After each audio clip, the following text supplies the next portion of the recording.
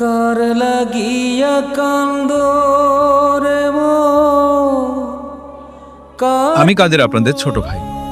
মানুষ যখন গোটা পৃথিবীর কাছে হেরে যায় তখন সে একটুখানি স্বস্তি আর নিরাপত্তার আশায় ছুটে আসে তার প্রিয় কোনো মানুষের বুকে, মনে করে বাকি দুনিয়া মুখ ফিরিয়ে নিলেও এই একজন মানুষ অন্তত তাকে ফিরিয়ে দেবে না।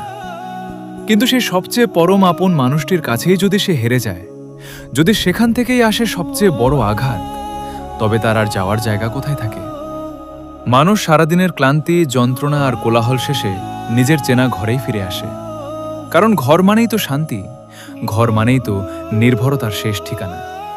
কিন্তু সেই ঘরটাই যদি তাকে নিঃস্ব করে দেয়, যে ছাদের নিচে একটু আশ্রয় চেয়েছিল সেই ছাদটাই যদি মাথার ওপর ভেঙে পড়ে, তবে এই সুবিশাল পৃথিবীতে সে আর কোথায় গিয়ে দাঁড়াবে? কিছু পরাজয় এমন থাকে যা কোনো চিৎকার দিয়ে প্রকাশ করা যায় না।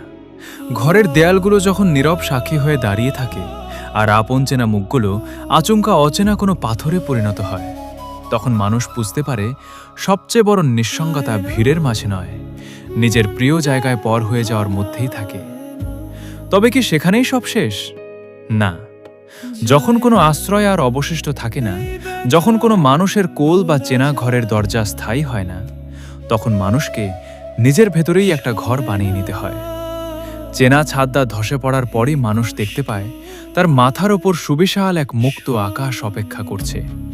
নিজের হাতটা তখন নিজেকেই শক্ত করে ধরতে হয়, কারণ শূন্যতার একদম শেষ বিন্দু থেকেই শুরু হয় ঘুরে দাঁড়ানোর আসল লড়াই।